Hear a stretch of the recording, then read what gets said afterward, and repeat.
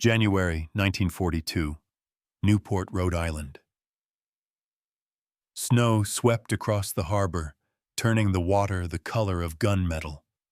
The wind carried the sound of hammering the sharp, rhythmic clang of nails into timber. Inside the electric launch company, Elko shipyard welders, carpenters, and mechanics worked through the storm, their breath misting in the cold. At the center of it all stood Lieutenant Commander John Bulkley, a lean, sharp-eyed officer who seemed carved from steel and caffeine. His jacket collar was turned up against the cold as he watched the workers fasten sheets of mahogany plywood to a hull that shimmered with ice.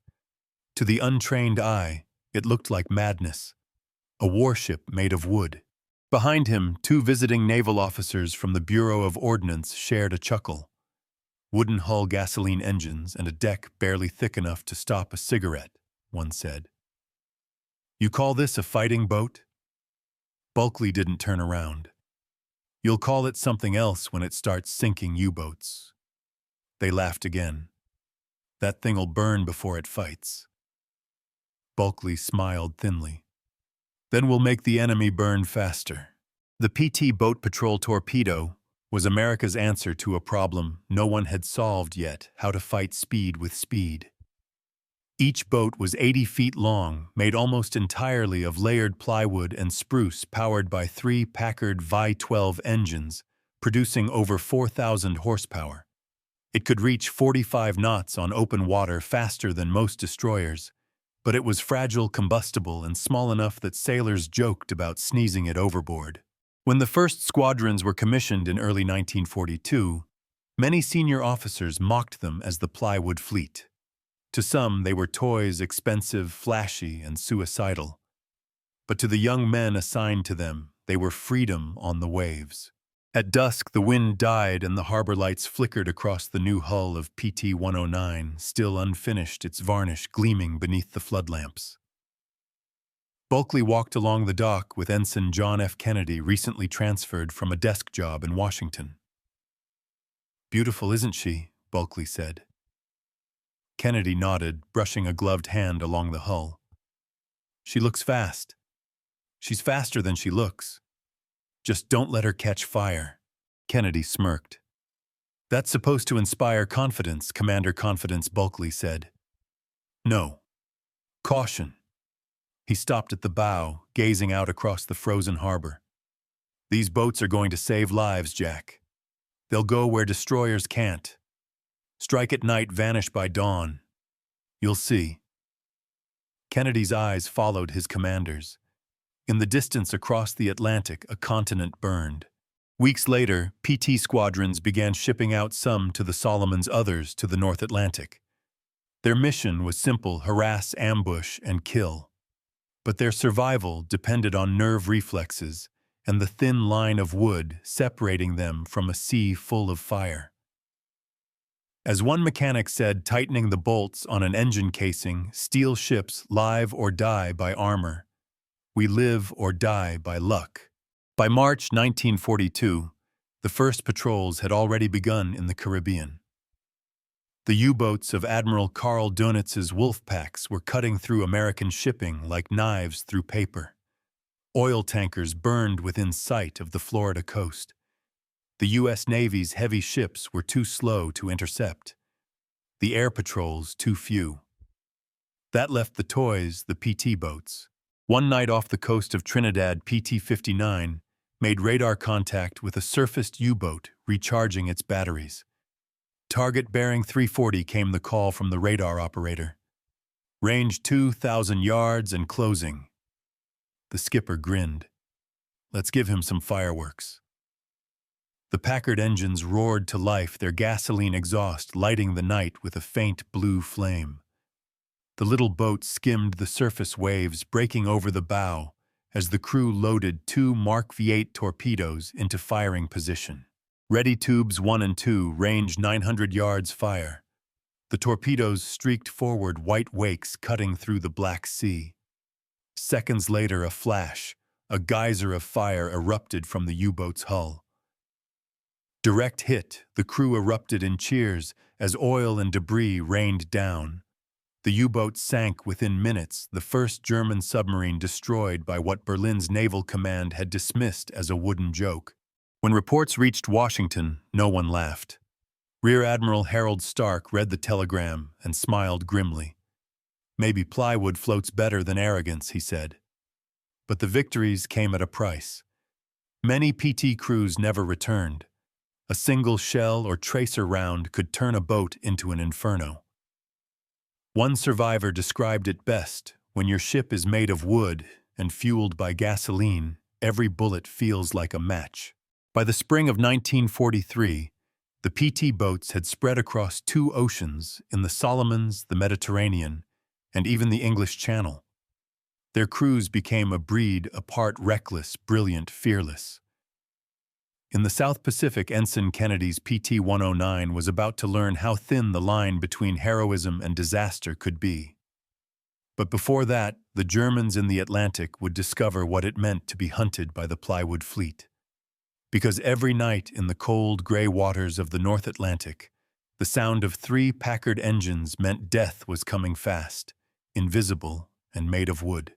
March 1943. North Atlantic, the night was black and endless, the ocean heaving like a living thing beneath the moon.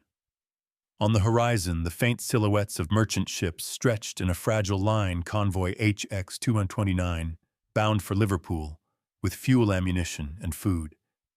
Each freighter was a slow-moving target. Somewhere out there, beneath the freezing swells, Germany's U-boats waited. The convoy's escort destroyers had radar depth charges and discipline. But what they didn't have was speed. That's where the toys came in. 3 Elco 80-foot patrol torpedo boats, PT-201, PT-203, and PT-205, crept just ahead of the convoy's flank, their engines idling low to keep from drawing attention. Spray froze instantly on the bow rails, forming a lacework of ice that glittered under starlight. Lieutenant Frank Doyle, skipper of PT-203, leaned out from the cockpit, eyes squinting against the wind. "Anything on the scope, Baker?" he called to his radar man. "Negative, sir. Just clutter." Doyle grunted. "That's the North Atlantic for you, too damn much water." He glanced over his shoulder at his engineer, Chief Petty Officer Reynolds, who was coaxing the center engine with gentle adjustments. The Packard V-12s purred like restless predators, ready to leap the instant the order came. Engines standing by, Reynolds said. "She'll do 44 knots if we don't blow the heads off." "That's fine," Doyle replied. "We'll either catch the bastards or explode trying." Down below, in the belly of the sea, U-404 prowled silently at periscope depth. Kapitän Leutnant Otto von Bernhard, a tall man with hollow eyes, peered through the lens, scanning for silhouettes against the starlit horizon. "Convoy bearing 120 degrees, his second officer whispered. 9 ships escorts ahead." Bernhard smiled thinly. "Perfect. Signal the Wolfpack attack formation." Moments later, coded transmissions rippled across the dark Atlantic, invisible howls summoning the predators.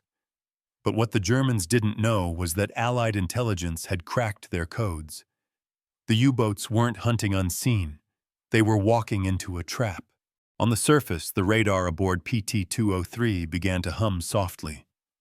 "Contact," shouted Baker. "Bearing 075, range 3,000 yards, and closing."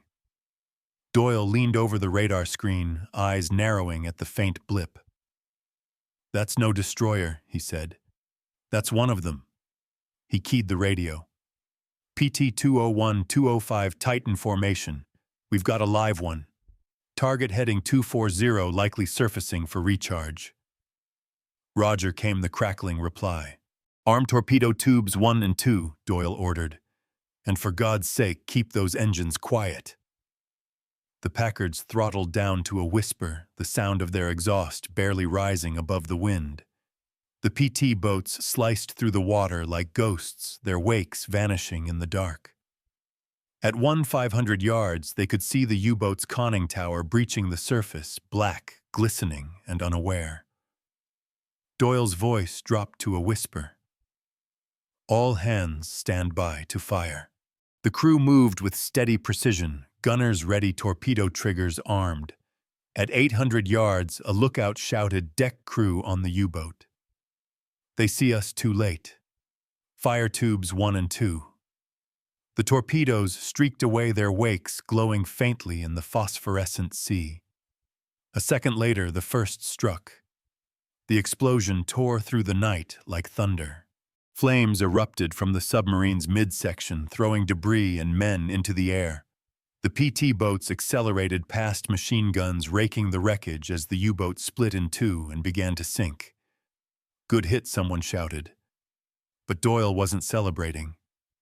He looked back at the burning patch of water and muttered, "That's one less wolf, but there are 50 more out here." As dawn broke, the convoy continued its slow passage toward Europe, the sea littered with oil and wreckage. The surviving PT crews watched in silence as the rescue ships hauled frozen men from the water, both German and American. Reynolds lit a cigarette, shielding it from the wind.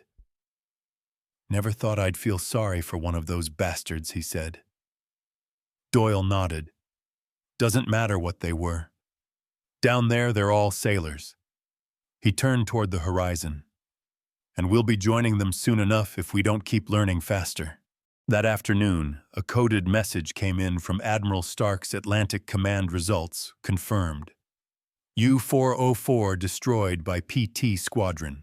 New orders expand anti-submarine operations to western approaches. Plywood fleet proving effective. Continued development. Doyle grinned. Well, they stopped laughing. Reynolds smirked. "Yeah. Now they'll want to build 1,000 more." Good, Doyle said, pulling his coat tighter. "Let's give the Germans nightmares about plywood." But far away in Berlin, Dönitz was already furious. In the BDU headquarters, the Grand Admiral slammed his fist onto the table. "Wooden boats. They use wooden boats to hunt my U-boats, and they succeed." An aide stammered, "Their speed, sir. The radar gives them advantage." "Radar," Dönitz sneered. "They can't hide behind machines forever." He paused, staring at the map filled with red pins marking lost submarines. His voice fell quiet. "But perhaps they don't need to." By late 1943, the PT boats had become legends among convoy escorts, fast, reckless, and deadly. They darted in and out of fog-hunted submarines and ambushed German E-boats at night. Crews called them mosquitoes with torpedoes. What began as a plywood joke had become the most feared predator on the water, smaller than a destroyer. And as winter turned to spring, the Pacific would become their new proving ground, where one young lieutenant named Kennedy would make sure the world never forgot what the plywood fleet could do. August 1943. Solomon Islands. The Pacific was nothing like the Atlantic. Here the sea was alive, glowing plankton, warm rain, the constant whisper of the jungle just beyond the shoreline. But beneath the beauty, the same danger lurked, fast, unseen, and merciless. It was 200 hours off Kolombangara, and the crew of PT-109 was on patrol. The night was black velvet. The moon hung low, filtered through smoke from distant bombardments. The faint hum of 3 Packard V-12 engines filled the air, low, rhythmic, like the heartbeat of a predator. At the helm stood Lieutenant J.G. John F. Kennedy, tall and sharp-featured, his eyes fixed on the horizon. Beside him, Ensign Leonard Tom, his executive officer, adjusted the trim tabs and peered into the void. "Radar's quiet," Tom said. "If there's anything out there, it's asleep." Kennedy smiled faintly. "Then let's not wake it." But they weren't alone. At that same moment, 20 miles north, a Japanese destroyer squadron under Captain Koji Matsumoto steamed through the Blackett Strait. Their mission: deliver reinforcements and supplies to Kolombangara under cover of darkness. Their ships, Amagiri Hatsuyuki and Yugure, cut through the Black Sea like knives. They were fast armed with Type 93 long-lance torpedoes and deadly. To them, American PT boats were gnats, nuisances to be swatted away. "Report any small craft," Matsumoto ordered. "The enemy plays at war with wooden toys." The men on the bridge laughed. None of them would laugh for long. Back near Ferguson Passage, PT-109 idled silently, engines at half throttle. The crew sat in the dark, listening to the faint hiss of the ocean. Suddenly, a lookout whispered, "Ship bearing 315. Moving fast, Kennedy grabbed his binoculars. "How far too close, sir?" Through the haze, he saw it, a massive black shape emerging from the night. The Amagiri running at 30 knots, her bow cutting white fire across the sea. "Hard to port," Kennedy shouted. But it was too late. The destroyer's steel hull slammed into the PT boat's port side with a screech that split the night in two. The wooden hull shattered like matchsticks. Fuel ignited, the sea erupted in flame, and men were thrown into the water. "Abandon ship," Kennedy roared. "Everyone clear the wreck." The Amagiri thundered past its wake, boiling with fire and oil. Within minutes, PT-109 was gone, a charred skeleton sinking into the black. When dawn came, the survivors clung to debris scattered across the sea. Kennedy, exhausted and bleeding, swam from man to man, counting heads. 8 survivors, Tom rasped. 2 missing. Kennedy nodded grimly. "Then we're not done yet." For the next 15 hours, they floated, burned, dehydrated, and half-blind from salt water. When they finally spotted a small island on the horizon, Kennedy tied a life vest strap between his teeth and towed a wounded crewman for more than 3 miles through the surf. On shore, they collapsed beneath the palms, alive but stranded behind enemy lines. For 6 days, they survived on coconuts and rainwater. Kennedy swam nightly to scout for rescue, sometimes through enemy patrols, sometimes in pitch-black waters filled with sharks. On the 4th night, he carved a message into a coconut shell, Noro ISL. "Commander, native knows Posit. He can pilot. 11 alive. Need small boat." He handed it to 2 local Solomon Islanders who promised to deliver it to Allied lines. Against all odds, it reached them. 2 days later, a PT squadron arrived to extract the survivors. As the rescue boat approached, Tom turned to Kennedy and said, "Guess the Plywood fleet still floats." Kennedy smiled wearily. "Yeah, just barely." The Navy's after-action report called the incident a tragedy, but the press saw it differently. When Kennedy returned to duty, his story and that coconut became legend. The public learned that America's plywood toys weren't toys at all. They were lifeboats of courage, fast, fragile, and fearless. And behind every one of them stood crews who knew exactly what they were risking every time they left port. In Tokyo, Japanese naval intelligence reviewed the encounter. One officer scanning the translated report smirked. "We crushed their wooden boat." "Why glorify failure?" His superior shook his head. "Because in the West, heroism is worth more than victory." He paused, looking at the grainy photo of Kennedy beside his shattered PT hull. "And that's something we'll never understand." As 1943 drew to a close, the PT squadrons had earned a new name among both allies and enemies alike, the Mosquito Fleet. They swarmed through the Pacific like angry hornets, striking supply lines, ambushing convoys, and vanishing into the night. Wooden hulls, gasoline fumes, and 50 caliber fury. They weren't supposed to last this long, but the men who drove them refused to die quietly.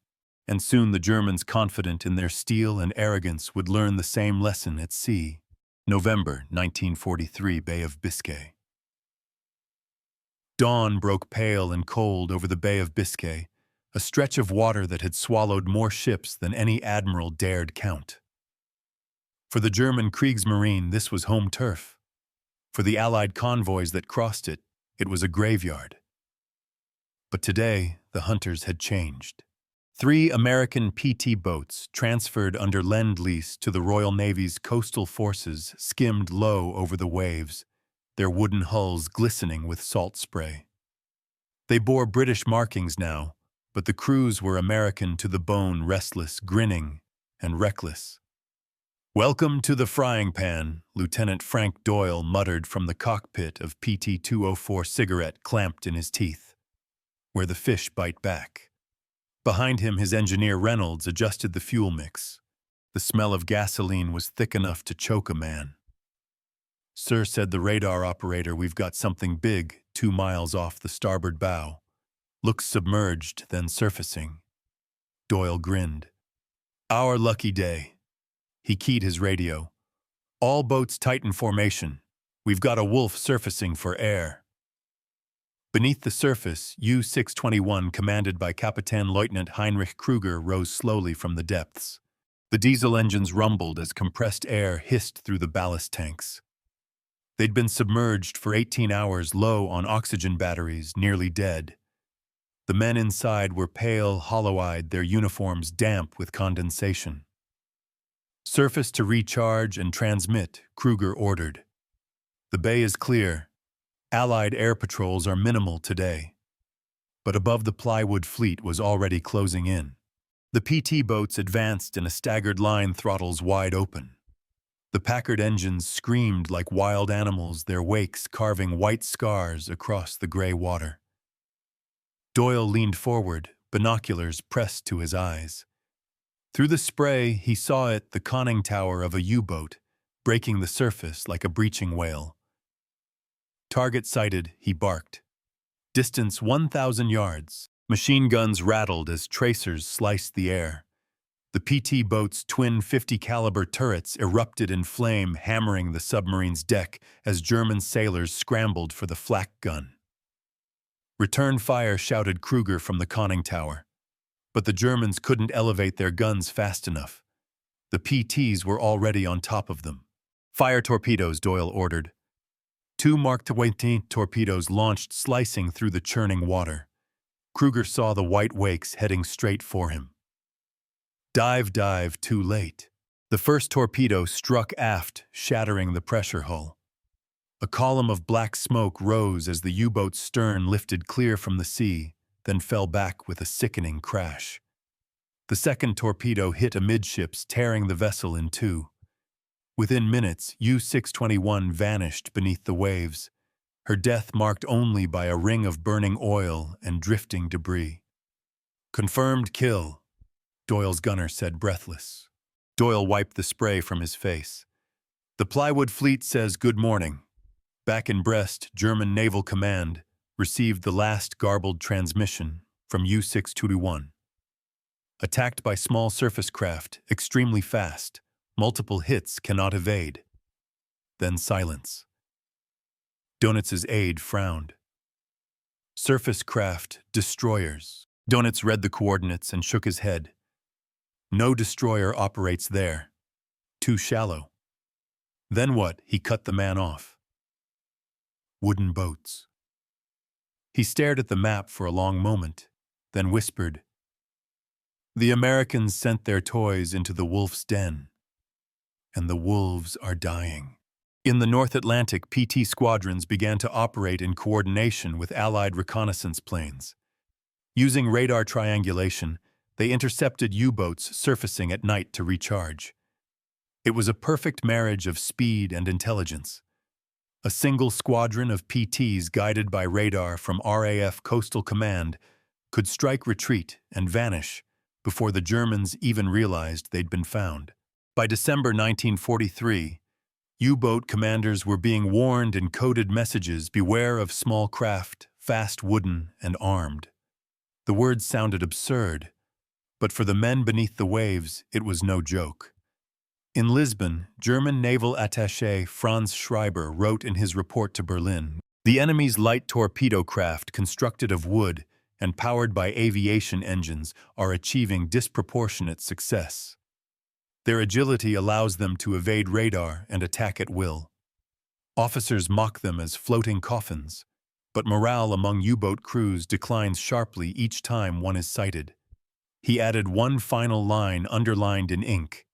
If this continues, the Atlantic will no longer belong to us. That same night back in the Bay of Biscay, the sea burned again. PT-204's crew stood on deck as they watched the flaming oil slicks spread across the waves, another U-boat gone. Reynolds tossed his cigarette into the water. "They used to call us kindling," he said. "Now we're lighting the fires." Doyle looked at the horizon where the last traces of smoke disappeared into the mist. "You know what's funny?" he said. "We're winning this war with wood and gasoline." Reynolds laughed. "Guess plywood floats better than arrogance." But the war was far from over. As the Atlantic grew calmer, the Pacific grew wilder. The PT boats restless as their crews were already being reassigned. From the gray waters of the Bay of Biscay, they would soon sail toward blue-green reefs and volcanic shores where their wooden hulls would meet Japanese steel in a battle that made even U-boats seem tame. The Plywood fleet was about to trade cold seas for burning skies, and in the Pacific there was nowhere to hide. February 1944, Solomon Sea. The air over the Solomon Sea shimmered with heat and diesel smoke. At dawn, a tropical storm had passed through, leaving the water slick as glass and the horizon hazy with humidity. In that mirror-like calm, the Plywood fleet prepared for war. "Engines check 1, 2, 3, shouted Lieutenant Jack Rivers, skipper of PT-190, as he stood at the helm, shirtless, his face streaked with oil and sweat. Fuel at 95%. Ammo loaded. I skipper yelled gunner's mate Caldwell from the aft turret. 200 rounds per gun. Torpedoes primed and ready. Rivers grinned. Good. Let's go sink something that thinks it's unsinkable. The Packard Vi-12s roared to life, their sound echoing across the lagoon like a flight of aircraft taking off. 3 PT boats accelerated their wakes, cutting bright white scars across the Indigo Sea. Their mission: intercept a Japanese supply convoy, attempting to reinforce Rabaul, one of Japan's most fortified strongholds. At the same moment, 60 miles to the northeast, the convoy steamed forward in perfect formation, 3 transports and 2 destroyers, the Hamikaze and Shigure, both veterans of countless Pacific battles. The Japanese commander, Captain Hideo Kimura, leaned against the rail, scanning the horizon. "Radar clear," his officer reported. Kimura nodded. "These waters belong to us. No American battleships, no carriers." He smiled thinly. "Only ghosts in wooden boats." As dusk fell, the sky turned the color of molten copper. The PT boats, now hidden under the fading light, approached from the south. Their radar picked up faint echoes, 5 contacts large, moving in column. Rivers leaned over his radar operator's shoulder. "That's them. Range 6 miles and closing fast." He grinned. "Good. Let's make this a surprise party." He keyed his radio. "All boats listen up. Target in sight, standard pincer formation. PT-192, take port flank 188, swing starboard. I'll draw their attention. When I fire, you follow." Static hissed in reply, then a voice: "Roger that. Let's give the Emperor a splinter or two." The boats throttled up. Spray flew across the deck as the 3 vessels accelerated to 40 knots. The smell of gasoline filled the air. Their engines howled as they tore through the swells. Enemy destroyers at bearing 090 shouted the radar man. The Japanese convoy was just ahead, a dark mass of hulls and smokestacks cutting through the silver waves. "Fire control ready, tubes 1 and 2, Rivers ordered. Hold fire till I say." They closed the distance 3,000 yards. 2,000, 1,500. Then, like lightning, the sea lit up. The destroyers had spotted them. Searchlights blazed to life, slicing through the dark, locking onto the tiny PT boats. Tracer fire arced across the water, turning the night into a storm of orange and white. "Evasive maneuvers," Rivers shouted. hard starboard. The wooden hull groaned as the boat swung violently, bullets punching through the thin planking. One round tore through the cabin window, shattering glass and spraying splinters. "Skipper's hit," someone yelled. Rivers wiped blood from his cheek. "Just a scratch. Stay on target." He aimed the torpedo sights by hand, steadying against the roll. "Range 1,000, fire 1." The torpedo shot out in a flash of steam and foam, streaking toward the nearest destroyer. Seconds later, impact. A fireball erupted amidships on the Hamikaze, the explosion shaking the sea. Flames rose high, silhouetting the ship's bridge as sailors ran in panic. "Direct hit," shouted Caldwell, but the celebration was short-lived. The second destroyer opened fire, its 5-inch guns pounding the water around them. "Break left," Rivers ordered. "Get us out of their range." The PT boats vanished into the smoke, zigzagging through the wreckage. Over the radio, the other crews reported hits on a transport, one sinking, one burning. "Jesus," muttered the engineer, "we're turning their steel into scrap with plywood." Rivers gave a wild grin. "Yeah, and the joke's still funny." By dawn, the Japanese convoy was gone, 2 ships sunk, 3 crippled. The PT boats limped back to base, their decks scarred, their hulls riddled with holes. At the dock, a Marine officer stared in disbelief. "You mean to tell me you did that with this?"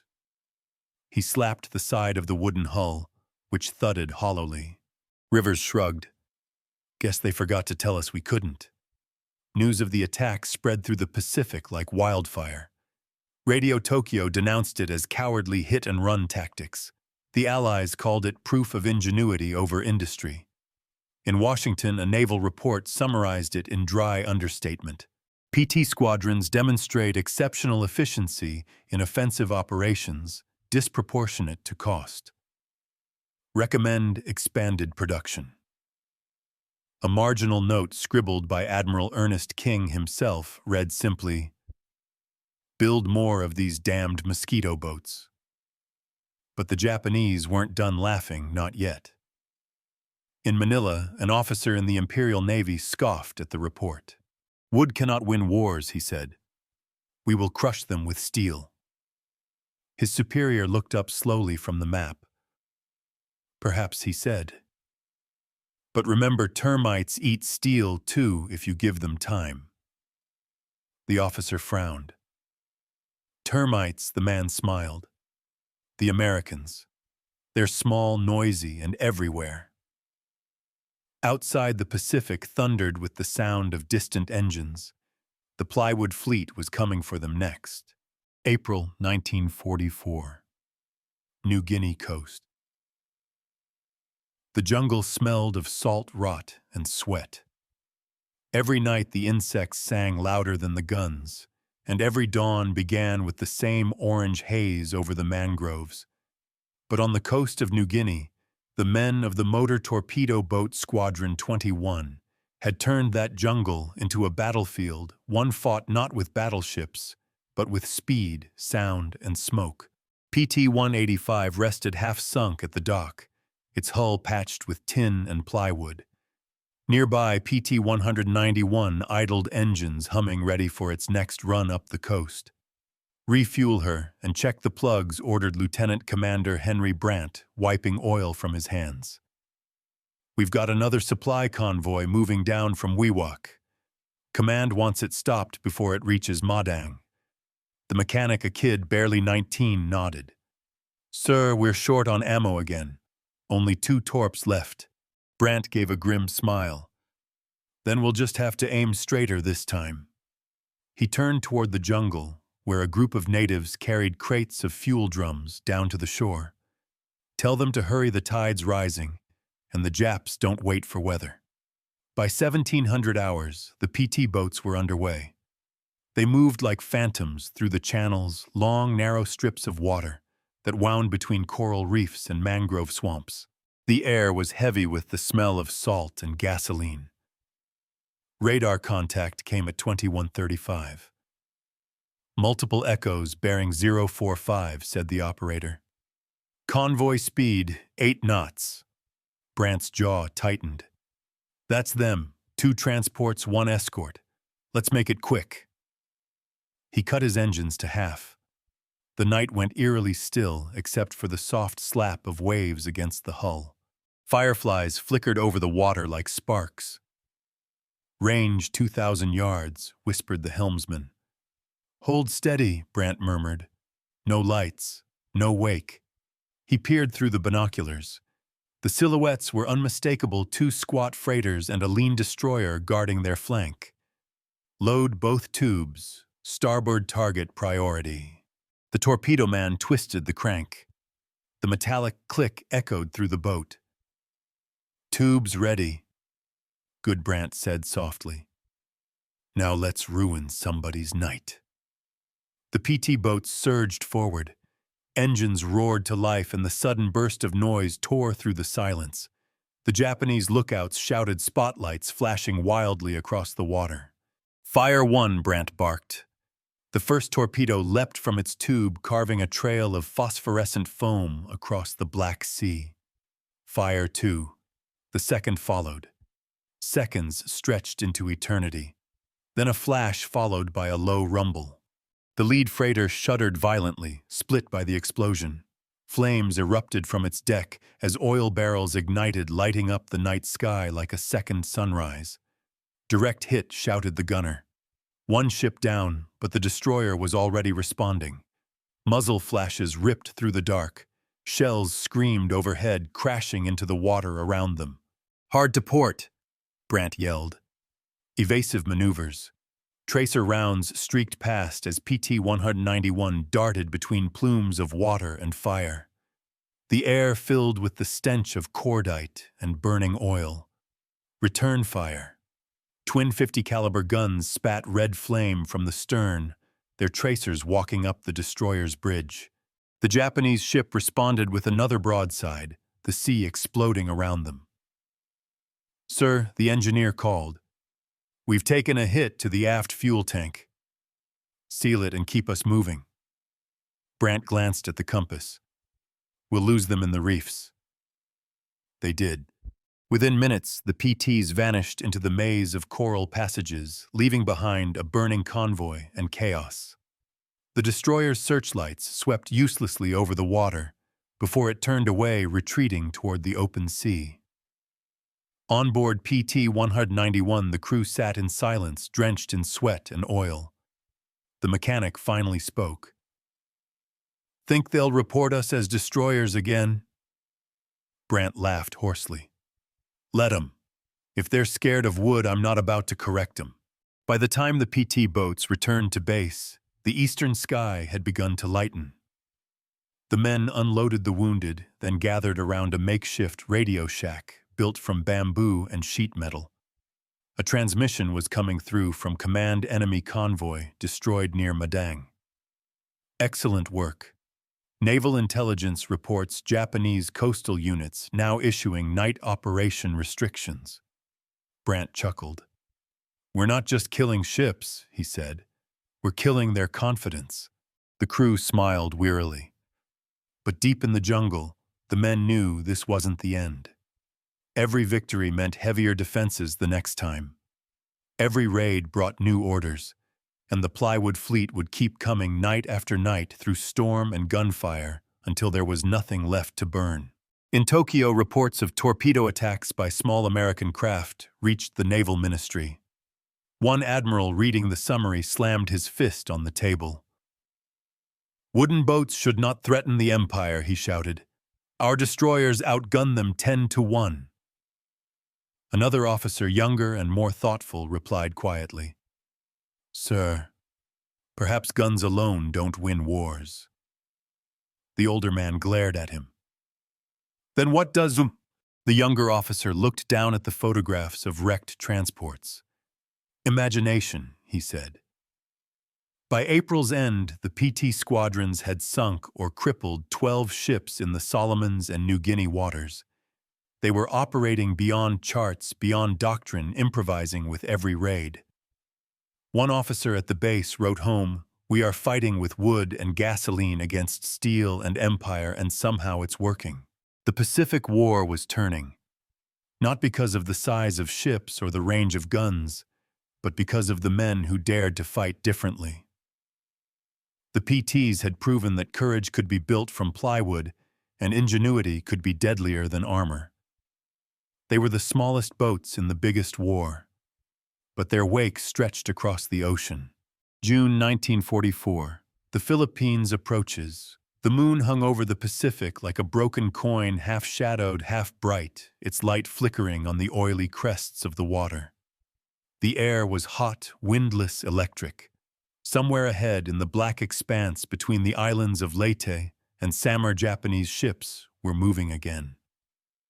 Skipper whispered Ensign Miles Turner, the youngest aboard PT-152 Intel, says 2 tankers and a patrol ship. But HQ thinks they've got an escort, probably a sub-chaser. Lieutenant James Fahey didn't look up from the navigation chart spread across his knees. If they've got one, we'll just make it sweat harder. The crew laughed quietly, the sound drowned by the hum of the 3 Packard engines idling beneath their feet. Fahey stood, stepped out onto the deck, and breathed the night air thick with diesel fumes and salt. "All right, gentlemen," he said, voice low but sharp. "Let's go hunting." The PT boat cut through the Black Sea like a blade. Spray rose over the bow, glinting faintly in the moonlight. Behind them, 2 other boats from the squadron followed in formation, PT-155 and PT-157, forming a triangle of motion and noise across the empty sea. "Contact bearing 270, the radar operator whispered. "Range 4 miles, multiple targets moving east." Fahey nodded. "That's our convoy. Helm adjust to intercept." "Aye, skipper." He turned to his crew.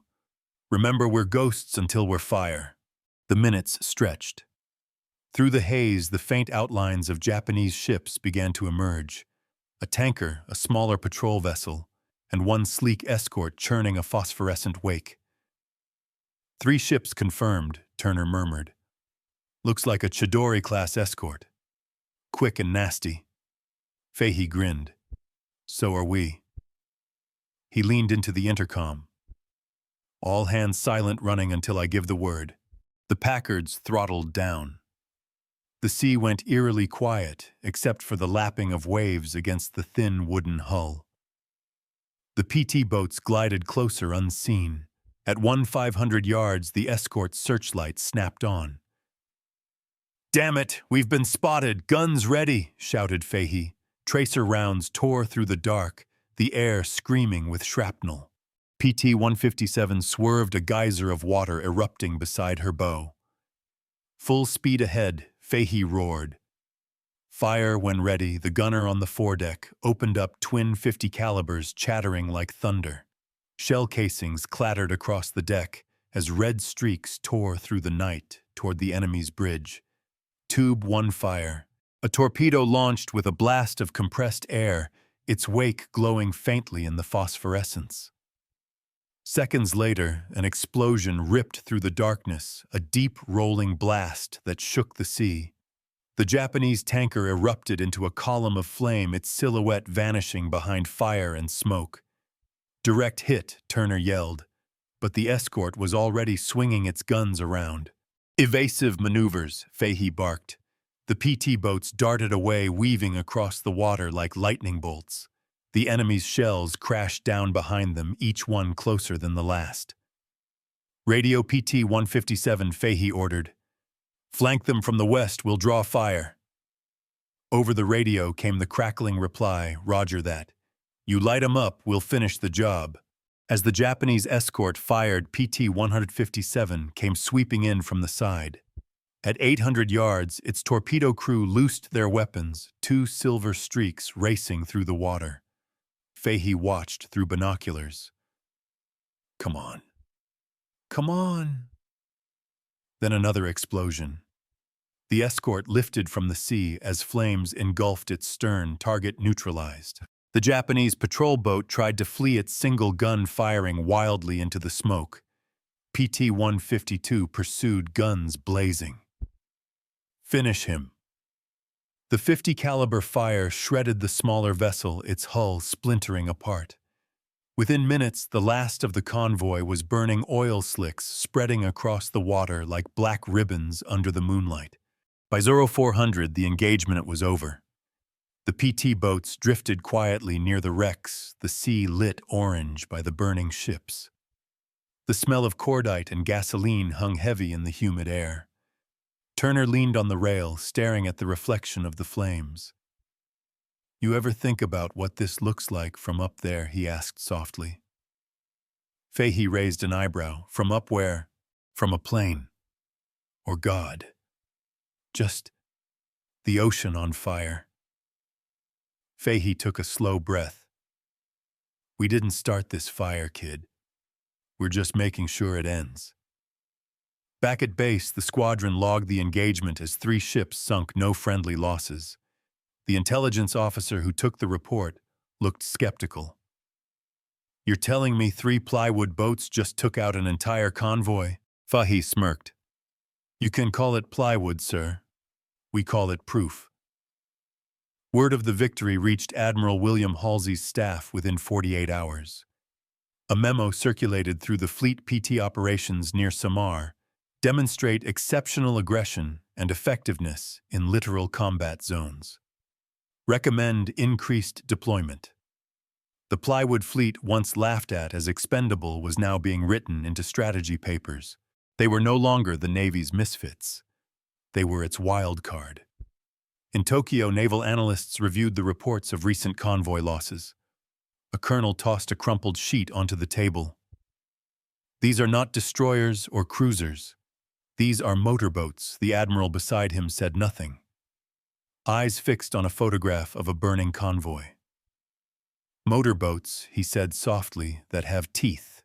The PTs had earned a new name among Japanese sailors, whispered over sake cups, and in letters home, Kumo no Oni, demons of the clouds, because they came out of nowhere, because they vanished into smoke, because when you heard their engines, it was already too late. And the laughter that once greeted the Plywood fleet was now drowned out by silence. August 1943, Solomon Islands. The storm had been raging for hours. Sheets of rain hammered the deck, turning the world into a blur of water and lightning. The Pacific swelled like a living thing, lifting and dropping the little craft as if it were a toy. Somewhere in that chaos, Lieutenant Junior Grade John F. Kennedy, commander of PT-109, gripped the wheel and squinted into the dark. "Keep her steady," he shouted over the wind. "Radar's useless in this soup." The helmsman nodded, wiping rain from his eyes. "No visibility, sir." Kennedy's jaw tightened. "Then we go by instinct." The PT boat, one of dozens prowling the Solomon Islands, was on night patrol, searching for Japanese barges slipping through the channels under cover of the storm. Visibility near zero. Sea state murderous. But the mission had to go on. At 2:30 a.m., Kennedy ordered the engines reduced to idle. "Hold position," he said. "We'll wait out the worst of it." The men huddled under their ponchos, drenched and shivering, the rain drumming on the Plywood deck like artillery. One of them, Ensign Tom, the navigator, leaned closer. "Sir, this storm's turning the channel into soup. We're blind out here. The Japs aren't moving in this weather." Kennedy smiled faintly. "That's what we said last week, and they slipped right past us." He glanced at his watch. "Give it 30 minutes. Minutes later, without warning, a shadow appeared through the rain, vast, black, and silent. Ship bearing starboard shouted the lookout. Before anyone could react, the Imperial Japanese destroyer Amagiri slammed into them at full speed. The collision was instant and catastrophic. PT-109 split in half with a shriek of tearing wood and metal. The impact threw Kennedy and several men into the sea. Flames burst from the fuel tanks, lighting up the storm in an infernal glow. "Overboard, everyone overboard!" Kennedy shouted, his voice barely audible over the explosion. The survivors clung to debris, their wooden craft, now nothing but burning fragments scattered across the waves. By dawn, the storm had passed, leaving only wreckage and silence. Kennedy gathered the survivors, 10 men clinging to what was left of the forward hull, and took stock. 2 dead, 1 badly burned, several injured. He looked toward the horizon. "We're not dying here," he said. "What's the plan?" Skipper Tom asked weakly. Kennedy pointed toward a faint line of trees in the distance. "There. Island. We swim." It was a 3-mile journey through shark-infested water, the current pulling hard. Kennedy towed the burned machinist Patrick McMahon by a strap clenched in his teeth. For 5 hours they swam. When they finally reached the reef, the men collapsed on the sand, half dead but alive. Days passed. Kennedy led them in search of food and water, surviving on coconuts and rain. They signaled aircraft with flares, but none saw them. Finally, on the 5th day, a pair of native coast watchers found them, Bukugasa and Eroni Kumana, who carried a message carved by Kennedy on a coconut shell back to Allied forces. Rescue came soon after. When Kennedy returned to base, word of his ordeal spread through the fleet. The brass called it an unfortunate loss offset by remarkable leadership. The men called it something else, a miracle. But for the crews of the Plywood fleet, it became something larger, proof that courage and cunning could survive even when everything else burned. Kennedy's survival became legend, the kind of legend that made new volunteers sign up for PT duty, despite knowing how thin the armor really was. One mechanic painting over a new boat's hull number muttered to his crewmate, "Guess we're not just plywood. We're ghosts that float." In Tokyo, Japanese officers studying the wreckage of PT-109 dismissed it as luck. "An accident," one wrote. "The destroyer simply ran them down." But another analyst saw the report differently. "These small craft," he wrote, "operate without fear. They move at night without formation, without heavy guns, like gorillas of the sea." He underlined the last phrase twice. Gorillas of the sea. Across the Pacific, PT squadrons adopted the phrase unofficially. They were no longer a fleet, they were a swarm. Operating from bases carved out of jungle coves, they hunted enemy supply lines relentlessly. Every night from the Solomons to the Philippines, the roar of Packard engines rose like the heartbeat of the ocean. And from every successful raid came a simple message scribbled on reports or painted on hulls, still laughing Tojo. The war was changing again. The great fleets of battleships and carriers would win the headlines. But the PT boats, those fragile wooden hunters, were winning something subtler. They were winning time, cutting lifelines, eroding morale. Their victories didn't make front pages, but their shadows stretched far across every bay, every strait, every silent harbor where steel once ruled the night. The Pacific had found its ghosts, and this time the ghosts fought back. October 1944. Surigao Strait. It was the night before the Battle of Leyte Gulf. All across the southern Philippines, the air was thick with rumors that the Japanese Navy was on the move again, that the Imperial fleet itself was coming to crush the American landings at Leyte. On a small patch of coast east of Surigao Strait, the men of PT Squadron 37 were making ready. The jungle behind them glowed faintly with campfires, and the sea before them was black as ink. "Engines topped off," reported Chief Motor Machinist Hank Dolan, wiping grease from his hands. "We're running on fumes and prayers." "Good," said Lieutenant Charles Red Emerson, commander of PT 493. "Then it's just another night at the office." He stepped onto the deck where his crew loaded ammunition into the twin 50 caliber mounts. Their movements were quick and silent, practiced by months of repetition.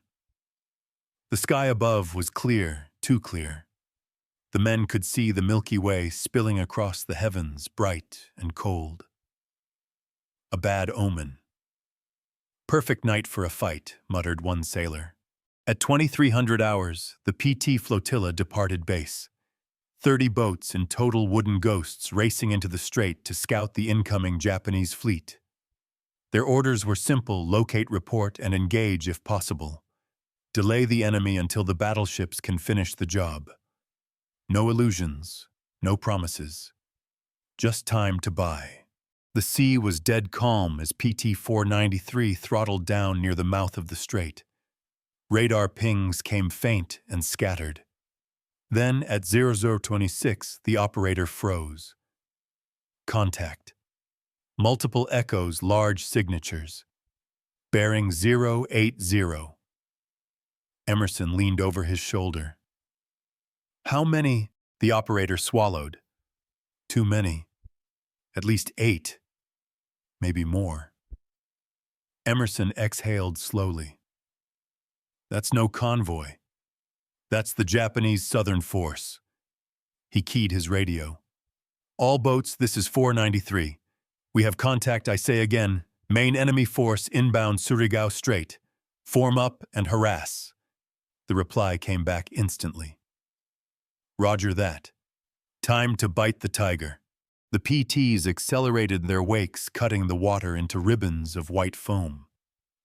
Ahead, the horizon glowed faintly from the exhaust plumes of the Japanese ships, a line of dark silhouettes creeping toward them like mountains on the move. Destroyers, cruisers, battleships. Steel against wood. Emerson grinned in the dark. Let's see if the tiger likes splinters. He ordered torpedo tubes flooded. Target the lead ship, looks like a cruiser. Fire when she's broadside. The first salvo launched with twin bursts of steam and flame. The torpedoes hissed across the sea, phosphorescent wakes, glowing like molten trails beneath the moonlight. Seconds later, thunder. A wall of explosions tore through the night as Japanese guns opened fire. Hard to port, Emerson shouted. Keep her weaving. The ocean erupted around them, geysers of spray smashing over the deck. The smell of cordite and salt filled the air. But then a flash on the horizon. A Japanese cruiser lurched, flames bursting from her midsection. One torpedo had struck home. Hit confirmed, cried Dolan. Holy hell, we hit her! Emerson laughed through the smoke. And they said wood can't hurt steel. More PT boats arrived, darting in from the flanks. They fired their torpedoes in sequence, a swarm of deadly insects stinging the giant.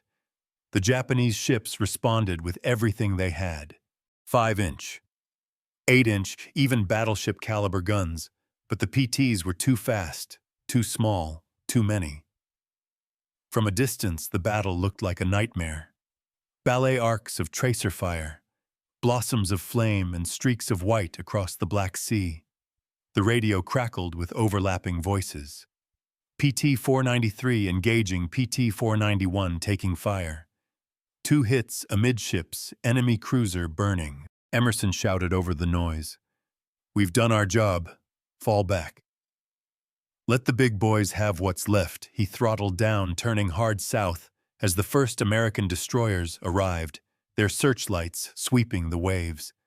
Behind them, the dark shapes of U.S. battleships loomed, the ghosts of Pearl Harbor, come for vengeance.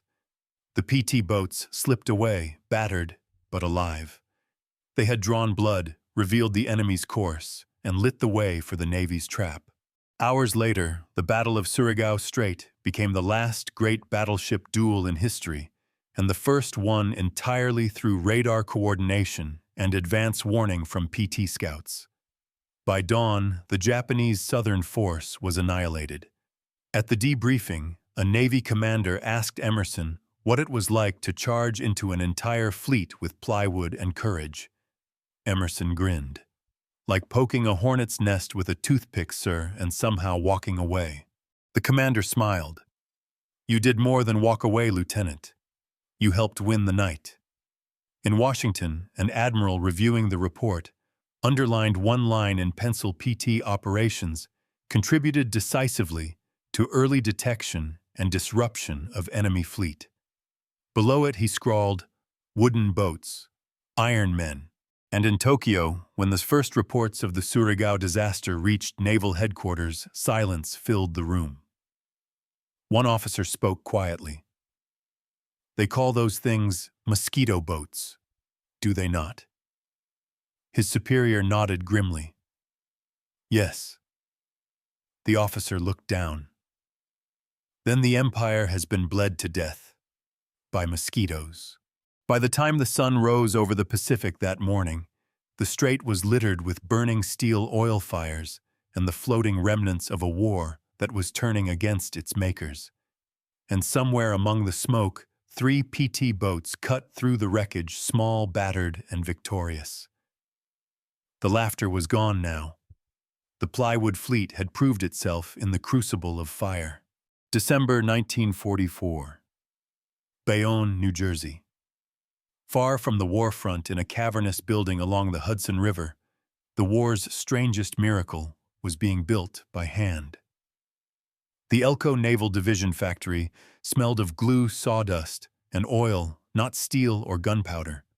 Rows upon rows of hull frames rose from the floor, like the ribs of enormous whales, each destined to become one of the Navy's 80-foot PT boats. The men and women who worked there called them our wooden wolves. A foreman strode down the line, shouting over the whine of saws, "Watch those frames, keep the joints flush, this ain't no fishing boat."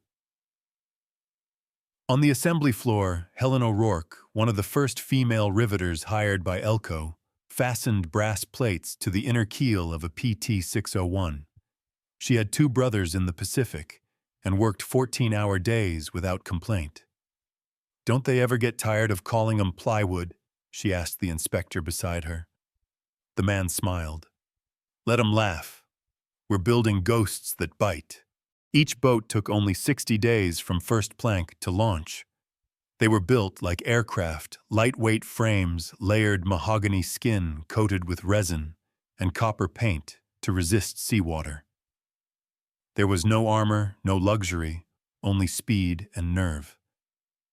By late 1944, American industry had produced over 500 PT boats, each one powered by 3 Packard 4M 2500 V12 engines, pushing a combined 4,500 horsepower. Top speed 45 knots. Range 500 miles. Crew 12 men who never stayed still long enough to get old. The Germans built U-boats in deep, echoing bunkers. The Americans built these in sunlight and open air with music from factory radios echoing through the rafters. Benny Goodman. Glenn Miller, Hope. At the far end of the plant, a test pool waited. Every finished PT boat was slid into the water like a christened bullet. Engineers stood with clipboards watching as mechanics fired up the triple engines. The noise rattled the windows. Beautiful one engineer shouted over the roar, "You can feel it in your bones." A Navy inspector nodded. "They don't just go fast," he said. "They sound fast." In a side office, a naval architect named Andrew Higgins leaned over a drafting table. He wasn't an Elko man. His own company in Louisiana had built landing craft, not torpedo boats, but he'd been invited to advise on hull reinforcement for the new Pacific models. "You're telling me these things outrun destroyers?" he asked skeptically. "Outrun, outturn, and outfight them in shallow water," replied an Elko engineer. "And when they can't fight, they vanish." Higgins grinned. "Sounds like something the Marines would love." "They already do," said the engineer. But the brass didn't. Not at first. That was true. When the program began in 1941, many naval strategists called it a mosquito fleet, with no armor, no endurance, and no place in modern war. They couldn't have been more wrong. Each mission from the Solomons to the Philippines proved that the PT boats filled the one gap that battleships and carriers never could: agility in chaos. They slipped through minefields, raided convoys, rescued downed pilots, and carried spies to enemy shores. By 1944, even skeptics admitted the Plywood fleet had earned its place among the Navy's deadliest tools. That December morning, PT-603 was being prepped for its first sea trial. Its new engines gleamed under fluorescent lights, the deck polished smooth, the hull smelling of fresh varnish. Helen watched as the workers pushed the craft toward the dock elevator. "Every time one leaves," she said softly, "it's like sending a son off to war." The inspector beside her didn't speak. He only saluted as the PT rolled down the ramp, the sound of its engines rising like thunder. Within weeks, the boat would reach the Pacific, and within months, it would be prowling the coasts of Luzon, chasing the dying remnants of Japan's empire. Meanwhile, across the ocean, in the shattered docks of Manila, captured Japanese officers stood on the waterfront staring out at the harbor. A row of burnt-out barges floated there, black and twisted. A young lieutenant gestured toward them. "These were hit by motorboats, sir. No bigger than a fishing skiff." His commander frowned. "Impossible. How can wood destroy iron?" The lieutenant hesitated. "It doesn't," he said quietly. "Men do." By Christmas of 1944, the first PTs of Squadron 9 were already operating out of Mindoro, striking Japanese transports in the South China Sea. From a hill overlooking the harbor, Admiral Kincaid watched them depart at dusk. Thin shadows streaking across the horizon, engines howling. He turned to his aide. "You ever think about what makes those boys do it?" "Orders, sir." Kincaid smiled faintly. "No. Faith. They believe in their boats. They believe in each other. That's rarer than steel." Back at Bayonne, Helen received a letter in January. It was short, written in smudged pencil from somewhere near Leyte. "Ma'am, I served on one of your boats, PT-603. She's as fine as they come. The Japs can't hit what they can't see. Tell the folks back home we're still laughing this time at them. Ensign Paul Weston, U.S. Navy." Helen folded the letter, eyes glistening. In the distance, the factory siren wailed again, another shift, another hull, another ghost waiting to be born. By war's end, America's Plywood fleet had produced hundreds of confirmed kills, crippled convoys from Borneo to Okinawa, and forced the Imperial Navy into retreat. But in places like Bayonne and New Orleans, few saw themselves as heroes. They were builders, carpenters, welders, machinists who turned plywood into thunder. April 1945, Borneo coast. The sea was calm that night, deceptively calm. No wind, no moon, only the hum of engines and the faint phosphorescent glow where the water met the hull. PT-374, one of the last operational boats in the Southwest Pacific, knifed through the darkness on a final patrol that no one aboard knew would be their last. "Contact reports say there's a tanker convoy leaving Balikpapan tonight," said Lieutenant Sam Howard, the skipper. His voice was rough, worn thin by 2 years of war. "They're trying to move fuel north to Brunei. Command wants them stopped." The radar operator adjusted the screen. "Range 10 miles, sir. 2 big ones and an escort." Howard nodded. "They still haven't learned. They think the sea belongs to them." He leaned on the railing, staring at the horizon. The stars shimmered faintly in the humid sky, their reflections broken by the wake. "Let's show them who owns the night." The Packard engines roared as PT-374 and her sister ship PT-379 throttled up. Spray burst from their bows, leaving long silver trails in the Black Sea. "Guns ready," Howard shouted. "Ready, Sir Torps, armed aye, sir. Both tubes primed. Then it's showtime." At 0200 hours, the radar operator whispered, "Convoy in sight bearing 085.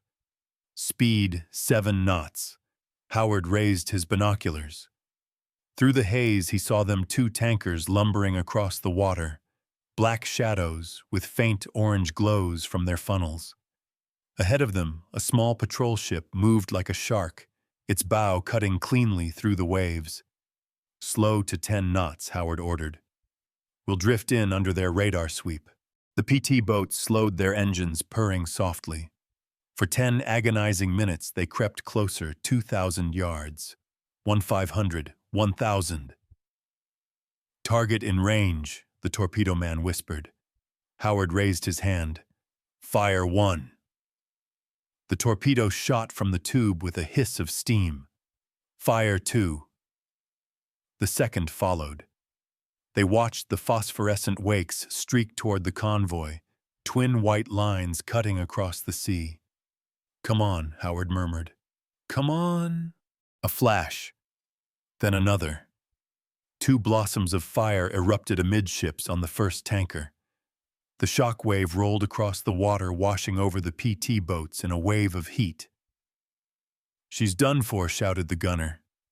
"Let's finish the second," Howard barked. But the Japanese escort had already seen them. Its searchlight snapped on, slicing through the darkness like a blade. Hard port tracer fire rained down, punching holes through the night. The PT's deck erupted in splinters as bullets tore through the plywood hull. "Engines hit," yelled the engineer. "We're losing pressure! Keep firing!" Howard shouted. "Give 'em everything we've got!" The forward gun roared to life, streams of red tracers hammering the patrol ship's bridge. One of the gunners took a hit to the shoulder but kept firing. "Range closing," the helmsman cried. "He's coming right at us. Then ram him before he rams us." The PT surged forward, its bow slamming through the spray. At the last second, Howard swung the wheel hard. Their hull grazed the enemy's bow with a bone-shaking screech. The 2 ships passed so close that Howard could see the faces of the Japanese crew, wide-eyed, pale, terrified before the PT's stern guns tore into them point blank. The patrol ship's gun magazine ignited. The explosion lit the sky like dawn. By 0300, it was over. The sea burned for miles, slick with oil and flame. PT 374 drifted with one engine dead, its hull holed and smoking. Howard stood at the helm, breathing heavily. His hands shook. "Status report." "Fuel's leaking," said the engineer. "Starboard engine gone. We're lucky to be floating." Howard looked out over the water. Burning debris drifted past twisted metal floating drums, a broken life ring with Japanese characters painted across it. "Tell the boys to get some rest," he said quietly. "We did our part." At dawn, they limped back to base. The squadron commander met them on the pier, his expression hard. 2 ships confirmed sunk. "You did good, Sam." Howard nodded, exhausted. "They never stop coming, do they?"